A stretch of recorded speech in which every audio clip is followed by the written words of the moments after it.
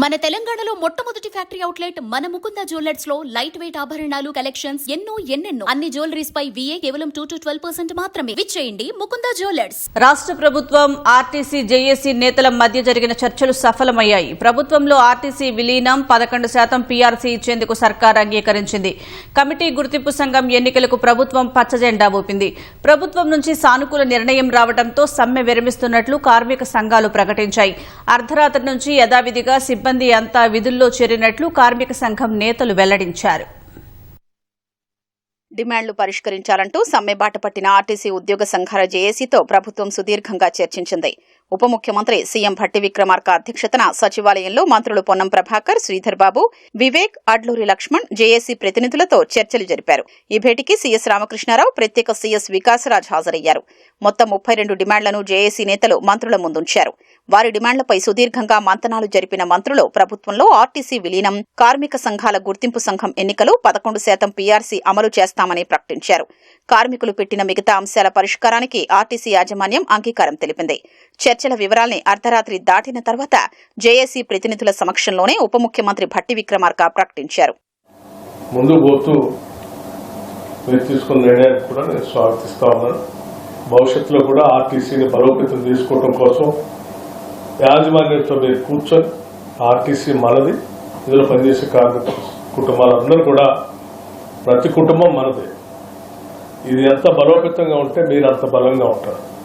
దీన్ని బలోపేతం చేయడం కోసం మీరు చేయాల్సిన కార్యక్రమాలన్నీ చేయాల్సింది.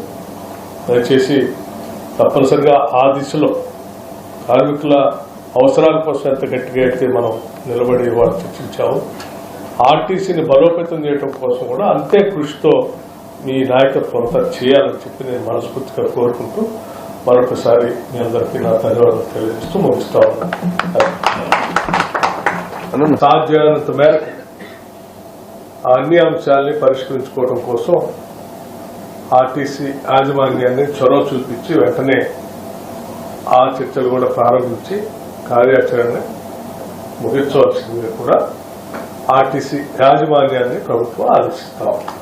తెలంగాణ వ్యాప్తంగా గత 3 రోజులుగా జరుగుతున్నటువంటి సమ్మెకు సంబంధించినటువంటి యాజమాన్యానికి, కార్మిక సంఘాలకు సంబంధించినటువంటి ప్రతినిధుల మధ్య జరిగిన చర్చలు సఫలమైన యథావిధిగా 21 రాత్రి 12 నుంచి ఏ విధంగా బస్సులు బంద్ అయ్యాయో 24 రాత్రి 12 అంటే ఇప్పటి నుంచి యథావిధిగా పూర్వస్థితికి బస్సుల నడవడం జరగాలి.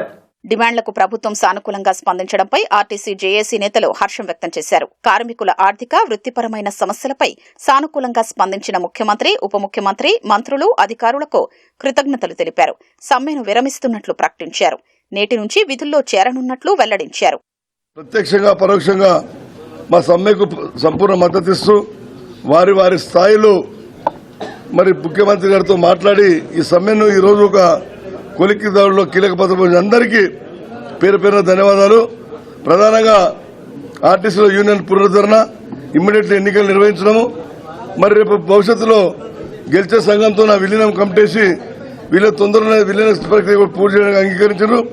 మరి ప్రస్తుత పరిస్థితిలో 11% జీతభత్యాల సవరణ జరిగింది. దాదాపు 2 సంవత్సరాల లోపే గత 2017 సంబంధించిన జీతభత్యాలు కూడా కాంగ్రెస్ పార్టీ అధికారంలోకి వచ్చినాక 1.5 year కింద 17%, 21% జీతాలు ఇవ్వడం, దాని తర్వాత మళ్లీ ఈరోజు కాంగ్రెస్ పార్టీ 11% జీతభత్యాలు ఇవ్వడం నిజంగా ఒక నూతన అధ్యాయం.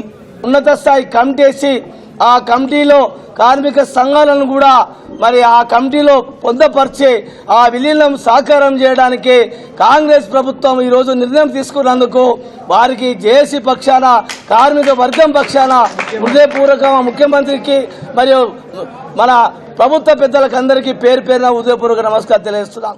ప్రభుత్వంతో చర్చలు సఫలం కావడంతో అర్ధరాత్రి నుంచి కార్మికులంతా సమ్మె విరమించి విధుల్లో చేరినట్లు ఐకాస నేతలు వెల్లడించారు.